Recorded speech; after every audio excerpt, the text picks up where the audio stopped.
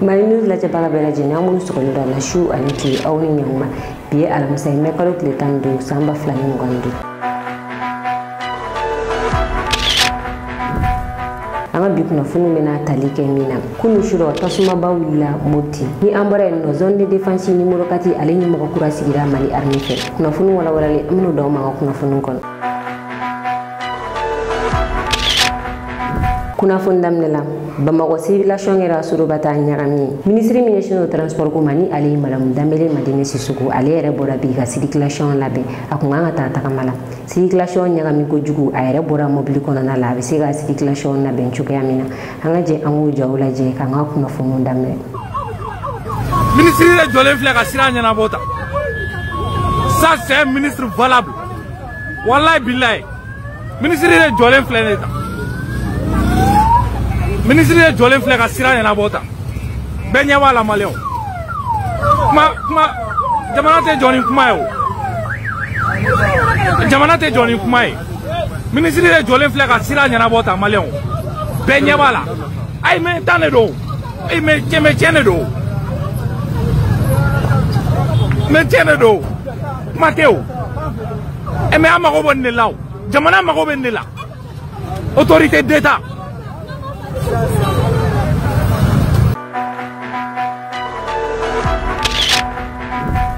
aw bismillah wa kuna funu kono kunu shiro tasuma bawli la muti tasuma wila muti abarka boyana ko sebe do ya ira ka fo ko tasuma ko ba maka churi amene ngaira la ka fo tasuma bora muti digire la digi fe ko jibe jamana munu kan uluba wele ko por sabula muti duye jika chan ayro la ko sebe mi e bato misenu aleni kudunyo ulube ta fe on ta ka bo duwero la kanani ay o fe no me fara nyoko ka ka blayro minani o digi tasuma wila o yoro indila tasuma barka boyana ko sebe akira sababu ka mo bulu fe chamache bitikitigu wa bitigu jenina hangaje angata moti mi e ko madame meteni ale kuna fundi la na ka kuna fundi minon ko mekeneka hanga jawla je nyoko fe le 14 mai 2025 le crédit moti panana balma a suina kibaru dumanta sababu ke jume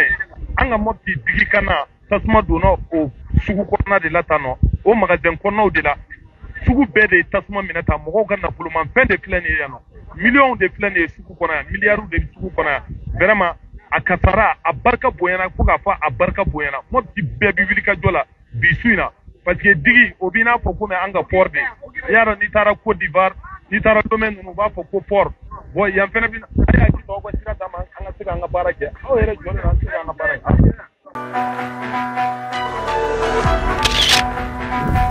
alsa amito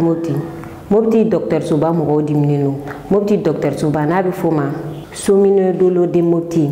mi o docteur Soigny amoko bora ku damakashi wiya ka fokuni adogo kunkele jite uga docteur Sola kumate kurama ko kabi alamsa temeni jite kelen uga docteur Sola wa kurante ala fene ko olutina te usigi kala je barabakato wasa ugulu kasoro umafeke ko uyu damakashi nga fushi maseka nyanabo ubora ku kwani songo ya ira uga barake rola docteur So mo ngonu bora docteur Soda la wiya ira ka foko oluta te politique ko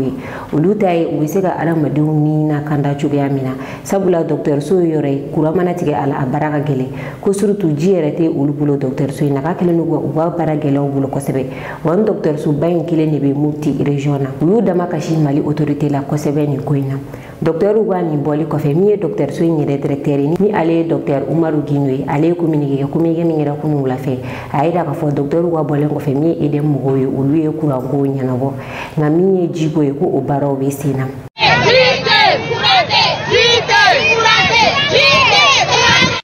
Kurate awo komi fasokodo awo ante putine nyinina awo anya munuka sabali awo ka flelika ateka na donc atenya mungu ambako sikatola awo fe ayo bulika jocha mangele ke mobeni mais amato ko asoro awo dinina ante malo de busoko manebe awo Fusu, ini hospital. Karena bagato gatoro, antena. o fɔ o y'an fana ma tɔɔrɔ nka an yɛrɛ ta mun bɛ k'anw yɛrɛ la n'a fɔra hali i bɛ taa ɲɛgɛn na i bɛ mobili ta de ka taa muso ka taa ɲɛgɛn na ka na ko ye a ka gɛlɛn n'i y'a mɛn i bɛ furakɛli kɛ i jɛlen de don. i yɛrɛ jɛlen don. awɔ e bɛ ban ka banabaatɔ la ji tɛ yen k'i tɛgɛ ko jamana ɲɛmɔgɔw k'a lajɛ dɛ. u k'a lajɛ u k'a lajɛ inshallah ala k'a ɲɛ ka d'an ma jamana ɲɛmɔgɔw ɲɛna a y'a fɔ an ye ji tɛ yen kuran tɛ yen awɔ. ji tɛ yen kuran tɛ yen baara ɲuman tɛ se ka kɛ.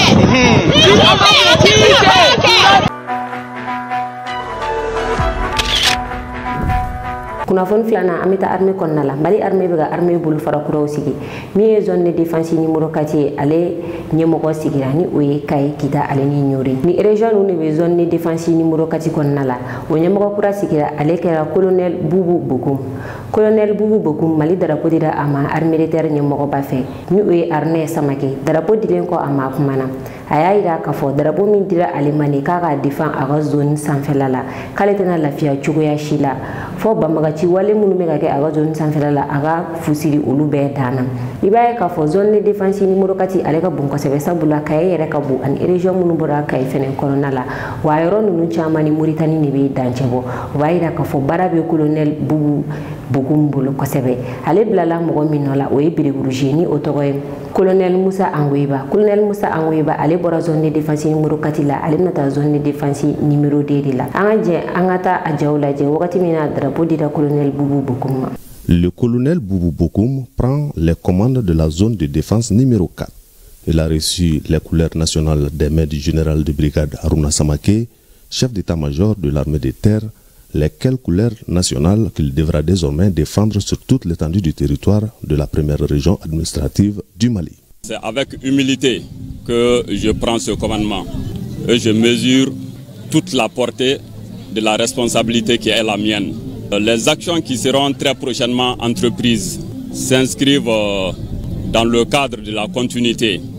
en renforçant des acquis qui trouvent leur fondement dans la vision stratégique du chef d'état-major de l'armée de terre. Également, les actions futures iront dans le sens des défis à relever, surtout quand on sait qu'il y a des enjeux sécuritaires dans la région. Et la 4e région militaire, en plus de la région administrative de Kita, couvre les régions administratives de Kaye et Nioro, qui font frontière respectivement avec le Sénégal et la Mauritanie. an bɛ taga Gawo opération dugukoloko ɲɛmɔgɔ min bɛ Gawo ni o ye Mamadu Masawulen Samake ale wulila ka tagama a ka zone kɔnɔna la militaire minnu bɛ a ka mara kɔnɔna la wulila ka taa a ɲɛda olu kan k'a lajɛ u ka baara bɛ ka taa tagabolo min na ani fɛɛrɛ min bɛna se ka tigɛ yaasa lafiya bɛ se ka sabati Gawo kɔnɔna la cogoya min na a wulila ka se yɔrɔ fɔlɔ min na o de ye région militaire numéro 1 olu ka commandement bɛ kɛ yɔrɔ min na a wulila ka taga yen nɔ o kɔfɛ fɛnɛ Gawo région min ye sanfɛ kɛlɛkɛminɛnw ye ale ye o région numéro 3 de Mamadu Masawulen Samake a wulila ka taga yen nɔ fɛnɛ ka taga i ɲɛda olu ka baarakɛminɛnw kan a bɔlen yen nɔ yani a ka taa a ka baara la min ye Gawo gouverneur ye a wulila ka s'o fɛnɛ ma a n'o ye dakuru ɲɛ fila fɔ an ka jɛ an ka taa Mamadu Masawulen Samake a ka nin tagama ninnu ja lajɛ a wulila ka taa yɔrɔ fɔlɔ min na ni o ye région militaire numéro 1 o commandant ye kumakan minnu fɔ kunnafonidilaw ɲɛna ani min ye sanfɛ kɛlɛkɛminɛnw bɛ yɔrɔ min na a wulila ka se yen nɔ fɛnɛ o commandant fɛnɛ kuma min fɔ ani a yɛrɛ dakuru ɲɛ fila min fɔ a lajɛbagaw an ka jɛ k'u lajɛ ɲɔgɔn fɛ. Je me donne le devoir de prendre contact avec les forces à disposition pour essayer de voir dans quel cadre ils étaient en train de travailler et qu'est-ce que je peux pour davantage améliorer ces conditions de travail pour qu'on ait plus de résultats sur le théâtre des opérations. Les tâches qu'on leur confie, me rendre compte s'ils sont en mesure de les exécuter et apporter ma contribution en matière de succès dans les opérations. En tant que commandant secteur, je suis vraiment fier aujourd'hui de recevoir le nouveau com-théâtre dans nos murs en présence de tous les chefs d'entité, à savoir les directeurs régionaux au niveau de Gao, de la garde, de la gendarmerie et les autres entités, voilà, en vue de poursuivre les opérations au niveau du secteur 1 en particulier et en général au niveau du théâtre Est de l'opération Doukouloko. Nous avons un sentiment de joie et de réconfort d'avoir la chance aujourd'hui de recevoir le commandant du théâtre, qui est un homme très connu, un homme de terrain très expérimenté. Et c'est une chance pour nous de l'avoir aux côtés de nous pour avoir les conseils profité de son expérience et il nous a prodigué beaucoup de conseils par rapport à la conduite des opérations. Kunafon sabanam Burkina militaire mogo keme ani mogo muga ani kili olu le ka commando jaladira umma commando ye fɛn armée kɔnɔna la kɛlɛ mana ga militaire bolo kɛlɛkɛda la minnu bɛ ta ka taga u fili u ka armée dɛmɛ ale ni fɛnɛ minnu bɛ bila ka taga mission na o mɔgɔ kɛmɛ ani mɔgɔ mugan ani kelen olu le ka jaladira umma u bɛ ni formation in kɛ Burkina yɔrɔ min na o de ye centre national d'entraînement commando de po ale yɔrɔ min bɛ Wagadugu kɛrɛfɛ militaire mɔgɔ kɛmɛ ani mɔgɔ mugan ani kelen u ka jaladira umma min ye Burkina armée militaire ɲɛmɔgɔba fɛ ni o ye Ahmed Herman Rwamba u ka jaladira umma ale de fɛ ni ale ye Burkina armée militaire ɲɛmɔgɔba ye ninnu ka jaladilen kɔfɛ min ye Burkina bɛ u ye u y'a yira k'a fɔ k'u nisɔndiyalen don kosɛbɛ ninnu kɛlen k'u ka jala sɔrɔ ko wa u nisɔndiyalen don min na sabula teni min dira ni mɔgɔ kofɔlen ninnu ma k'ani général Assimi Goïta ka teni bɔlen don kosɛbɛ an ka jɛ an ka taa Burkina télévision nationale la a ye reportage min kɛ an ka lajɛ ɲɔgɔn fɛ. Pas exécuté avec assurance et sérénité, illustratif d'une consécration, celle d'instructeur des techniques commando pour 3 officiers, de moniteur des techniques commando pour 14 sous-officiers, puis d'aide moniteur des techniques commando pour 104 militaires durant les voici diplômes en main, ainsi fièrement arboré sur la poitrine. Le couronnement de 6 semaines de rudes épreuves subies avec courage et abnégation au Centre national d'entraînement commando de Pau, Sénèque. 45 jours séquencés en 2 phases. La première étape d'une durée de 3 semaines visant à développer l'agressivité, la capacité de résistance à la fatigue, ainsi que la volonté de vaincre les difficultés malgré la peur. Elle a développé par ailleurs les capacités d'autonomie, de rusticité, d'aptitude à durer en l'absence de repères, d'adaptation à des situations variées et déstabilisantes, ainsi que l'esprit d'équipe et de cohésion. La seconde phase, elle, a mis l'accent sur la pédagogie de l'instruction militaire de type commando, des étapes que la cuvée forte de 121 éléments rompus aux techniques commando a subi avec honneur. Des compétences qui viennent booster les capacités opérationnelles des forces armées nationales sur le terrain. Monsieur le colonel, chef d'état-major de l'armée de terre, au soir des 6 semaines,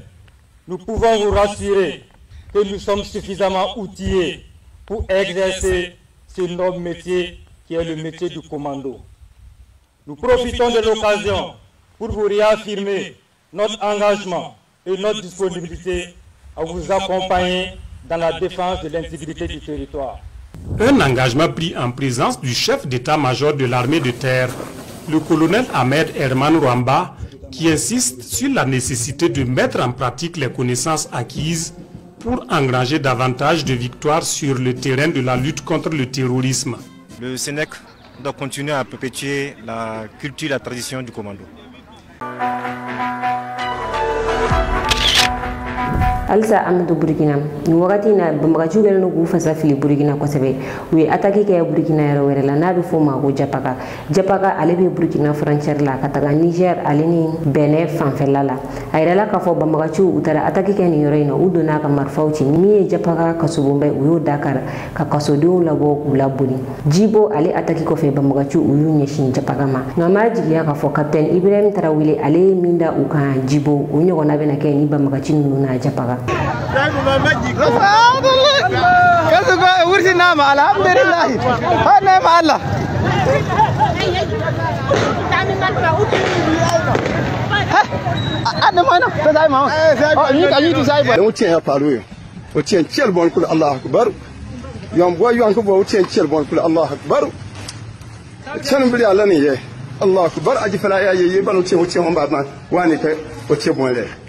Allah akbar itondar yele yipalu yele ijam yele ikafe mambi yele Allah akbar gir bitshar bitla Allah akbar etayar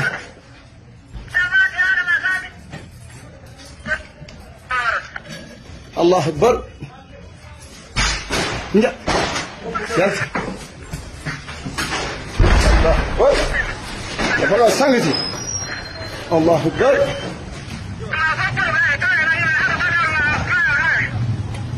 Allah akbar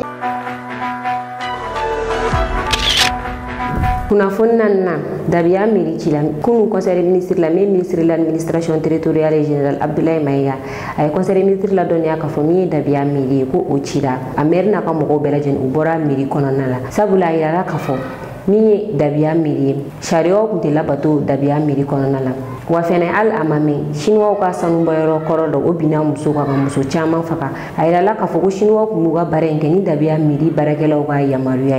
ola mi general Abdoulaye Maïga ay lettre kere ni sebega ci dabiya miri mogoba ko u ganya foli ke ni waliya nguru miskage u ko mini wono chugudi nga u kuma monu fo ama general Abdoulaye Maïga kumine sabula conseil ministre la ula donia ka fo ko dabiya miri ka cida wa ko sharia sosori kumige dabiya miri konnala ani ute son kataka barayoro la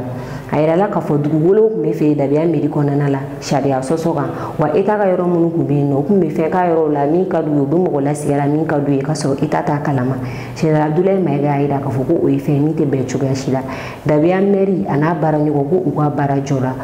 wa ko miye population mo be se fe mumma ina fo école so ji courant kalanso ko shi sabastilinte dabiya miri kono na nga meri yana no fe mo ko ului na volutigu ye dabiya yino ina fo anfiyan ire ba mo ko abe chuko mina meru mana sigi gaba we ne usigi ko ani population munu usigi general Abdoulaye Maïga ire ka fo ko ni fe munu te ben chuko shila dabiya miri koni ale chida miye délégation spéciale ye ulu bena ta gubla dabiya miri la wa barake ina fo onyogo mi anfiya ba mo miri chamana chuko mina kerengere na baba midi ba délégation spéciale ulu de benino ube ka barake ni wakachina aka don ka fo dabiya ale kun yore mali kon na la min to ko kun dugolin te to ka shila abe wakati jambo si sanino minye chako fole no ina akume fo ale mako dabiya baba ni jelu kuma fo amako baba ni atoko yere baba sura ay de te age anfiya mali kon warti ba kunu avion kume bo fo ba mako ya kata dabiya ngabi dabiya meru unyina na utaga bolo bela jenin ko miye degunye otaleno ka dabiya population segere ni mokatina miye general Abdoulaye Maïga koni ayira ka fo dabiya miri ko achida peu wa délégation spéciale libena takabla miri nunguna kuna fonduruna shini premier ministre bena taka politique présenter CNT mo nyokoro mali premier ministre kura general Abdoulaye Maïga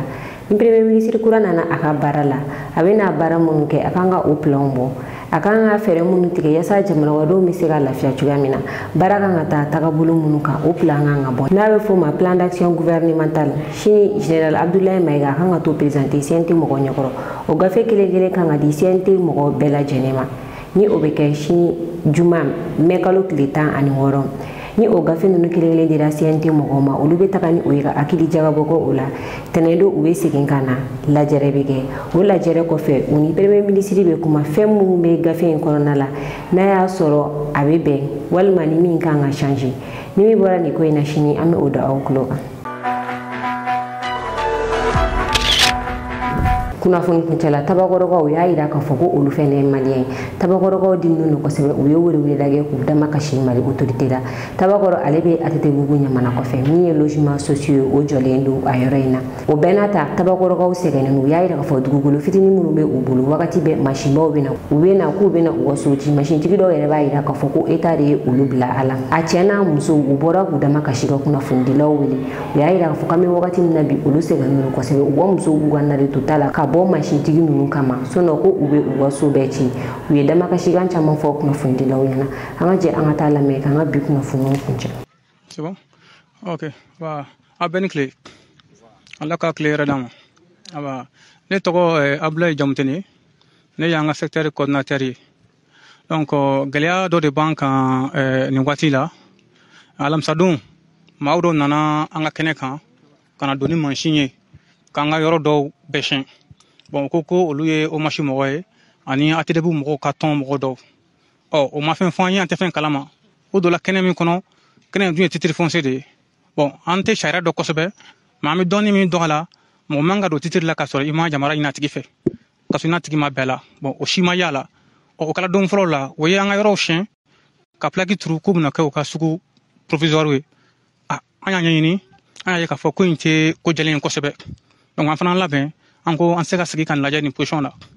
donc amola otala fama che kana kama ko bena jogo ke suwe jago ya anga mo be bola ko chana o be ka kene munyini asa ke suwe sabu kene yere grefala la e ko so de be sugu ekɔliso gɛrɛfɛla la o ye degunba de ka ɲɛsin mɔgɔw ma an kun fɛ ka sɛgɛ u ko u ma sɔn o si ma donc an bɛ olumada bila jamana faamaw ye u ka hakili to nin ko in na sabu don o don an bɛ ka bɔ ta ka to ka ɲɛsin ɲɔgɔn ma jamana bɛ cogo min na sisan ni u ma fɛɛrɛ ɲini nin na a bɛna kɛ gɛlɛya ye jamanadenw yɛrɛ ni ɲɔgɔn cɛla ye an tɛ gɛlɛya fɛ an tɛ maa si dɔgɔya an ka laɲini ye mun ye u ka nin sugu in bɔ a ma an ka nin yɔrɔ la sugu tɛ se ka ɲɛ an ka nin yɔrɔ in na parce que an ka ekɔliso bɛ yan an denw bɛ kalan kɔnɔ an bɛ fɛ hali bi u ka kuma mɔgɔ fɛ sabu don o don u bɛ na don o don u bɛ na a laban a bɛna kɛ fɛn dɔ ye an ka ɲini tɛ an ka balawu kɛ an tɛ fɛ ka se mɔgɔ si ma an tɛ fɛ ka mɔgɔ si ɲini mais an kumana ka sɛgɛn min ka se an dan na donc hali bi faamaw k'a lajɛ an ka nin ko in ɲɛnabɔ salamu aleykum wa rahmatullahi.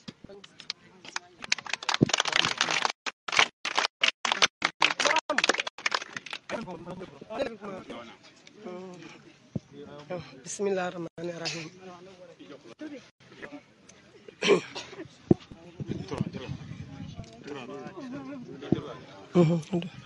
Salam alaikum jama.